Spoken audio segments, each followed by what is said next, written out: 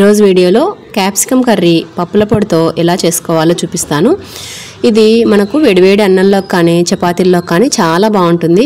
ఒకసారి ఈ విధంగా ట్రై చేసి చూడండి. రెగ్యులర్గా చేసే క్యాప్సికమ్ కర్రీ కంటే ఇలా పప్పుల పొడి చల్లుకొని చేసుకునే క్యాప్సికమ్ కర్రీ చాలా టేస్టీగా ఉంటుంది. నేను ఇక్కడ అరకిలో క్యాప్సికమ్ తీసుకున్నాను. పెద్ద సైజువి 4 వచ్చాయి. ముందుగా క్యాప్సికమ్ని బాగా వాష్ చేసి తడి లేకుండా తుడుచుకోవాలి. ఇక అన్నీ కూడా లోపల విత్తనాలు తొడిమెలు అన్నీ తీసేసి ఇలాగా చిన్న చిన్న పీసెస్గా కట్ చేసి పెట్టుకోవాలి.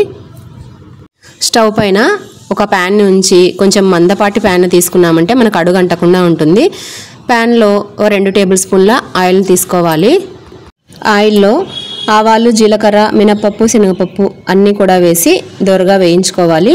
ఇంకా ఇవన్నీ కూడా చిటపటలాడిన తర్వాత ముందుగానే కట్ చేసి పెట్టుకున్న క్యాప్సికమ్ ముక్కల్ని ఇందులోకి వేసేసుకోవాలి. ఇందులో మనకు నీరు ఎక్కువగా ఉంటుంది కాబట్టి ఆయిల్ కూడా ఎక్కువగా పట్టదు, తక్కువగానే పడుతుంది. క్యాప్సికమ్ ముక్కలు వేసిన తర్వాత దానికి సరిపడా ఉప్పును కూడా వేసి బాగా ఒకసారి కలిపి పెట్టుకొని మూతను ఉంచి సిమ్లో ముక్క మెత్తబడే వరకు ఉడికించుకోవాలి. ఇంతలోపు మనము పప్పుల పొడికి రెడీ చేసేసుకుందాము. మిక్సీ జార్లోకి 1 కప్పు పప్పులు తీసుకోవాలి. అదేనండి పుట్నాలు అని కూడా అంటారు కదా, 1 కప్పు వరకు తీసుకోవాలి. రుచికి సరిపడా ఉప్పు, కారం తీసుకోవాలి. నేను ఇక్కడ 1 టేబుల్ స్పూన్ ఉప్పు తీసుకున్నాను. 2 టీ స్పూన్స్ కారం పొడి, జీలకర్ర, వెల్లుల్లిపాయ రెబ్బలనైతే పొట్టుతో సహా వేసేసుకుంటున్నాను. అన్నీ వేసి ఈ విధంగా మెత్తని పొడిలాగా చేసేసుకోవాలి. మీకు వీలైతే ఇక్కడ ఎండు కొబ్బరి కూడా యాడ్ చేసుకోవచ్చు. ఇప్పుడైతే నేను యాడ్ చేయడం లేదు.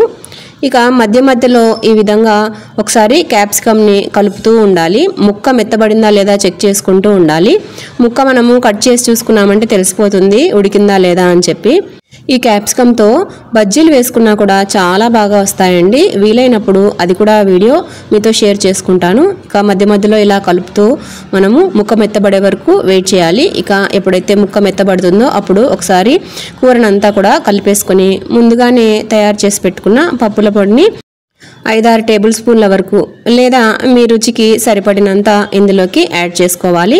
మనం ఇక్కడ విడిగా కారం యాడ్ చేయలేదు కదా, పప్పుల పొడిలో ఉండే కారమే మనకు అన్నంలో కూడా సరిపడేంతగా పప్పుల పొడిని అయితే యాడ్ చేసుకోవాలి. ఇక తగినంత వేసుకున్న తర్వాత ఒకసారి అంతా కూడా బాగా కలిపి స్టవ్ ఆఫ్ చేసుకోవాలి.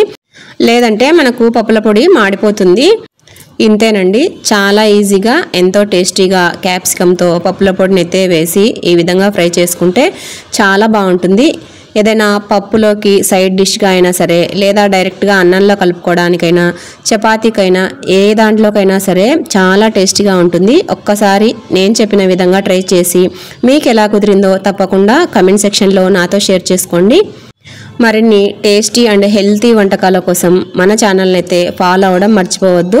వీడియో నచ్చితే ఒక చిన్న లైక్ చేయండి. ఎవరికైనా యూజ్ అవుతుంది అనుకుంటే షేర్ చేయండి. మన ఛానల్ని ఇంతవరకు సబ్స్క్రైబ్ చేసుకోకపోతే తప్పకుండా సబ్స్క్రైబ్ చేసుకోండి. మరో మంచి వీడియోతో మళ్ళీ మీ ముందుంటానండి. అంతవరకు సెలవు.